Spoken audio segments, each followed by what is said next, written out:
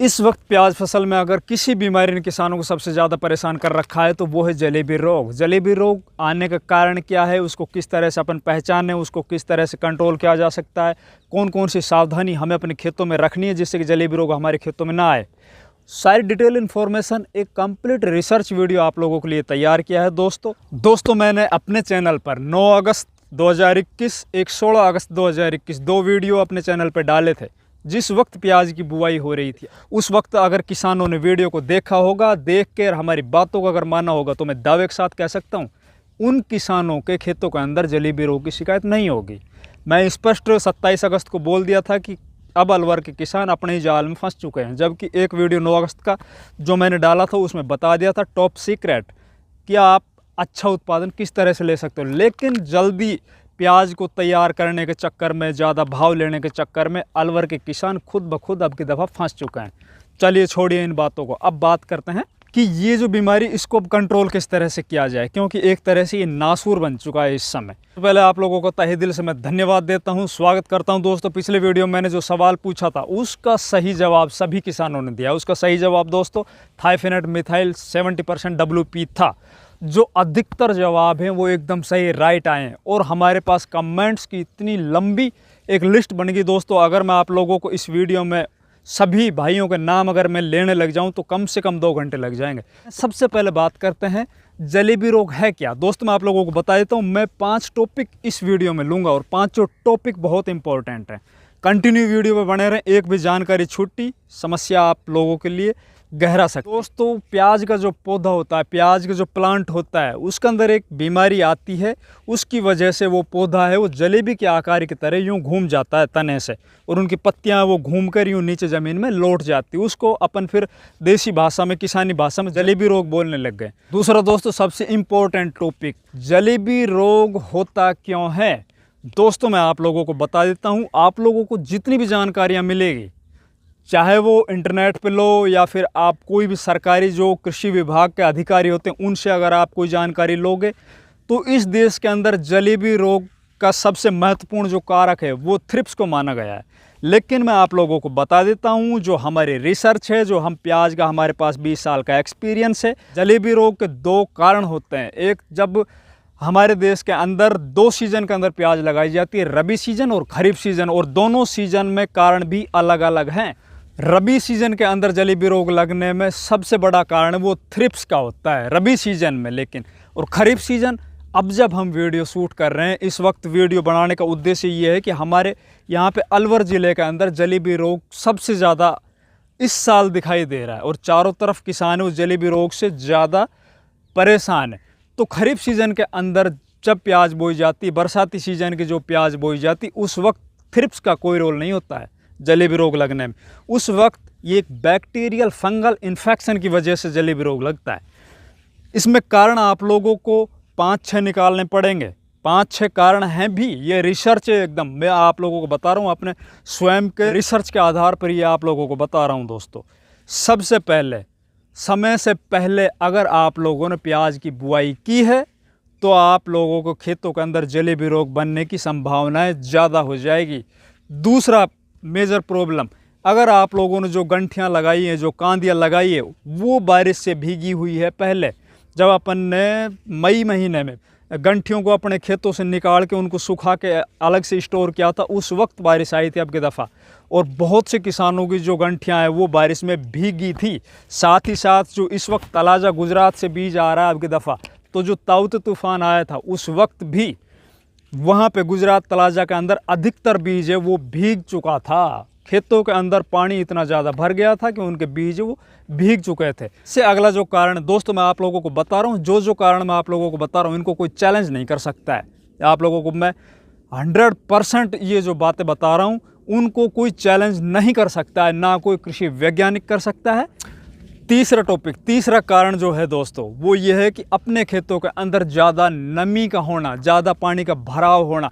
करते क्या है, आप लोग देख रहे हो, आसपास देखते हो, हम किसान लोग क्या करते हैं, जब बारिश होती रहती है, जैसे ही बारिश एकदम रुकती है अपन दूसरे दिन से सिंचाई स्टार्ट कर देते हैं। सबसे मोटी प्रॉब्लम हमारे देश के अंदर, मैं एक बार नहीं 36 बार अपने वीडियोज़ में बोल चुका हूँ, हमारे देश के अंदर किसानों का अगर पिछड़ेपन होने का सबसे बड़ा कोई कारण है तो उनका जो इरिगेशन सिस्टम है ना, वो उन लोगों को पता ही नहीं है पानी अपन को कब पिलाना है कब नहीं पिलाना है। साथ ही अगला इसके अंदर क्या है, ह्यूमिडिटी लेवल बहुत ज़्यादा बढ़ जाना। अपने मौसम के अंदर, अपने वातावरण के अंदर ह्यूमिडिटी लेवल है जो एक तरह से मैं आप लोगों को बताऊं, जो हुम्मस होता है वो एकदम से बढ़ जाना। साथ ही साथ कभी मौसम ठंडा हो जाना, कभी गर्म हो जाना, मतलब टेम्परेचर अप एंड डाउन, और वो भी बहुत जल्दी जल्दी ये प्रक्रिया होना। जैसे कि बरसात हुई है, बरसात होगी, उस वक्त टेम्परेचर डाउन हो जाएगा, दूसरे दिन बरसात बंद होगी, तेज से सूर्य की किरणें आएंगी पृथ्वी के ऊपर, गर्मी है वो गर्मी का लेवल बढ़ जाएगा, टेम्परेचर वो बढ़ जाएगा। तो एक तरह से जो सर्द गर्म बोलते हैं ना, वो सर्द गर्म बन जाती है।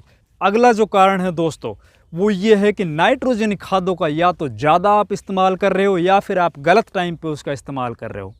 नाइट्रोजन खादें जैसे कि यूरिया, अमोनियम सल्फेट, आप प्याज लगाने के लगभग 1 महीने तक आप नाइट्रोजन खाद शुरुआत में मत दो। स्पेशली खरीफ सीजन की जो प्याज है उसके लिए मैं बोल रहा हूँ। साथ ही साथ दोस्तों नाइट्रोजन खाद अगर आप यूज़ कर भी रहे हो तो आप थोड़ी मात्रा में कीजिए, चाहे आप यूरिया लीजिए चाहे आप अमोनियम सल्फेट लीजिए।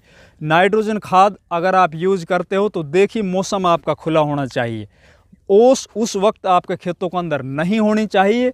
और यूरिया या फिर आप अमोनियम सल्फेट यूज़ कर रहे हो तो उसमें आप सल्फ़र ऐड कर लीजिए। उस पर सल्फ़र अगर आप लगा लोगे तो वो ऊपर से कोटिंग सल्फ़र की हो जाएगी, तो आप फेंकोगे तो एक तो इनका जो पत्तियाँ उनके बीच में वो जो इनका यूरिया या अमोनियम सल्फेट उनके जो दाने वो दाने उनके पत्तियों के बीच में नहीं रुकेंगे। अगर वो रुक गए, ऊपर से रात के टाइम में ओस आ गई या फिर आपने स्प्रिंकलर चला दिया तो 100% आपके खेतों के अंदर जलेबी रोग बनेगा। या फिर जो गोब गलन की शिकायत आती है कि ऊपर से उसकी गोब है वो गड़ जाती है, पूरा पौधा है वो ख़त्म हो जाता है, वो बीमारी बनेगी। दोस्तों अगला टॉपिक, मेरे पड़ोस के खेत के अंदर जलेबी रोग लगी हुई है, क्या मेरे खेत में भी आ सकती है? ये एक प्रश्न है और इसका जवाब है बिल्कुल आ सकती है। आप सतर्क हो जाइए, आप उसका प्रिवेंटिव स्टार्ट कर दीजिए। जहाँ पे जलेबी रोग लगता है ये एक तरह का बैक्टीरियल फंगल इन्फेक्शन है और ये हवा से चलता है, पानी से चलता है। आप लोग देख रहे होते हो कि आपके खेत में कहीं छोटी सी जगह पर इसकी शुरुआत होती, फिर पूरे खेत को ये जकड़ लेता है। तो सबसे पहले मैं आप लोगों को बता रहा हूँ, आप आसपास देखिए, अगर आपके पड़ोस के अंदर ये बीमारी आ चुकी है तो आप बिल्कुल सतर्क हो जाइए, प्रिवेंटिव है वो स्टार्ट कर दीजिए। आगे मैं वीडियो में इसके कंप्लीट इसको रोकने के उपाय बताऊंगा, प्रिवेंटिव भी, और अगर बीमारी आ जाती है तो उसको किस तरह से रोका जाए ये भी बताऊंगा। अब अगले टॉपिक की बात करते हैं। हमारे देश के अंदर जिन भी किसानों ने इस वक्त रबी सीजन की प्याज को स्टॉक कर रखा है, अधिकतर एमपी के किसान और महाराष्ट्र के किसान, उन किसानों की सबसे ज़्यादा जो जिज्ञासा है वो ये है कि अलवर के अंदर अभी तक कितने % प्याज खराब हो चुकी है, जो फसल है वो खराब हो चुकी है। तो मैं आप लोगों को बता देता हूँ, अभी तक अगर ओवरऑल देखा जाए, मौसम खुलेगा तब पूरे आंकड़े आएंगे, बाकी अभी तक अगर ओवरऑल बताऊँ मैं आप लोगों को, मात्र 10 से 15% प्याज के अंदर इफेक्ट आया अभी तक जो सिचुएशन। ये प्याज देख लीजिए, ये 17 अगस्त की प्याज लगी हुई है और 25 अक्टूबर को ये प्याज तैयार हो जाएगी दोस्तों, बाज़ार में आ जाएगी। 1 नंबर की प्याज। फ़िलहाल इसके अंदर कोई इफ़ेक्ट नहीं है, ना बारिश का है और ना किसी तरह का कोई फंगल डिजीज़ इसमें आई। जो नुकसान हुआ है अलवर में, वो अलवर के आसपास जितने भी गांव हैं जहां पे चिकनी मिट्टी है, तो जिन किसानों ने समय से पहले बुआई कर दी थी आगे भाव जल्दी लेने के चक्कर में, या फिर जिन किसानों के बीज के अंदर कोई खामी थी, उन किसानों को ये प्रॉब्लम आई है और किसान है वो अपनी पूरी मशक्कत कर रहे हैं। अब इससे आगे प्रकृति के ऊपर डिपेंड करेगा। अगर बारिशों का दौर लगातार और 1 सप्ताह या 10 दिन तक जारी रहता है तो फिर प्याज फसल का जो उत्पादन है निश्चित तौर पर घटेगा, वो शायद 50% तक कम हो सकता है। तो इनके जो आंकड़े हैं वो आगे आने वाली वीडियो में आप लोगों को बता दिए जाएंगे। तो अभी तक आप लोगों को बता रहा हूँ, लगभग 10 से 15% नुकसान अभी हुआ है। दोस्तों अब सबसे मेन टॉपिक पे आते हैं कि इस बीमारी को कंट्रोल कैसे करें। तो मैं आप लोगों को बता देता हूँ कि इस बीमारी को अपन आने से पहले कंट्रोल कर सकते हैं प्रिवेंटिव करके। अगर ये खेतों में आ गई है तो उसके बाद जब तक मौसम नहीं खुलेगा, जब तक पश्चिम दिशा से हवाएं नहीं चलेगी, मौसम से ह्यूमिडिटी लेवल कम नहीं होगा, वातावरण एकदम सूखा नहीं होगा, तब तक इसको कंट्रोल कर पाना बहुत मुश्किल है। मैं आप लोगों को बता देता हूँ, किसी भी फंगस को फंजीसाइड से अपन रोक सकते हैं, लेकिन किसी भी बैक्टीरियल डिजीज़ को रोक पाना बहुत मुश्किल हो जाता है।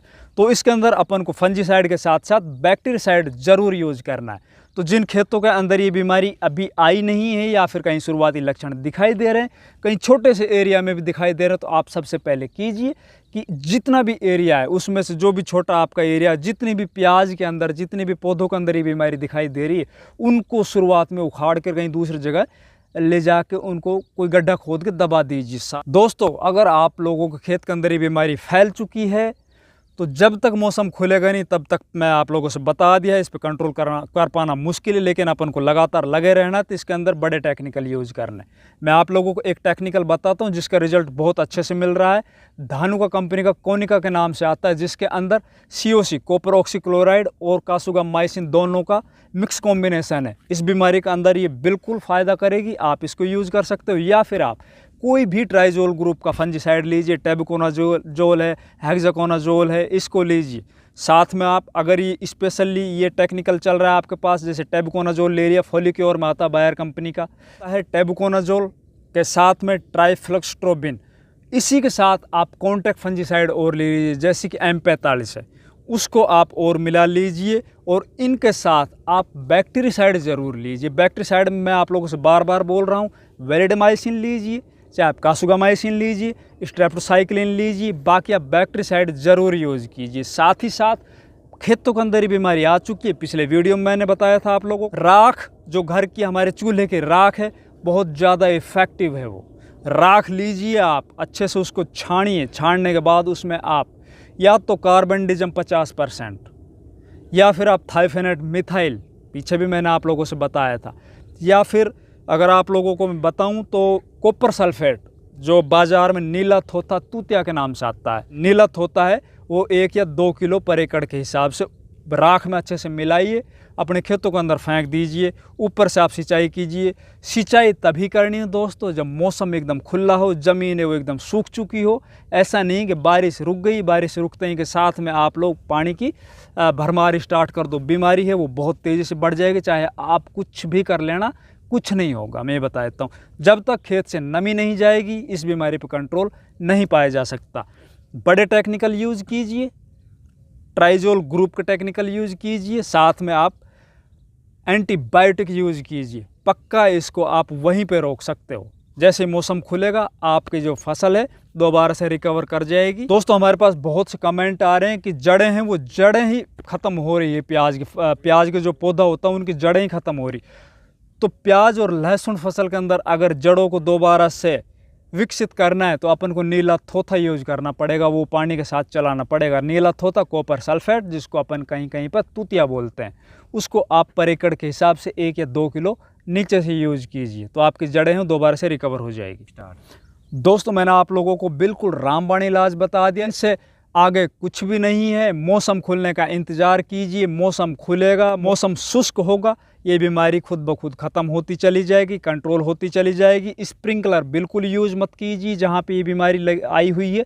मैं आप लोगों को क्लियर बता रहा हूँ। और स्प्रेइंग शेड्यूल है, लगातार हर 7वें दिन स्प्रेइंग चलाते रहिए। दोस्तों, आज का हमारा प्रश्न है कि हमने जिन खेतों के अंदर जड़ों की समस्या है, जड़ें खत्म हो चुकी है प्याज फसल की, तो उनको दोबारा से उनको विकसित करने के लिए अपन कौन सा टेक्निकल यूज़ करते हैं, अपने खेतों के अंदर कौन सा प्रोडक्ट यूज़ करते हैं।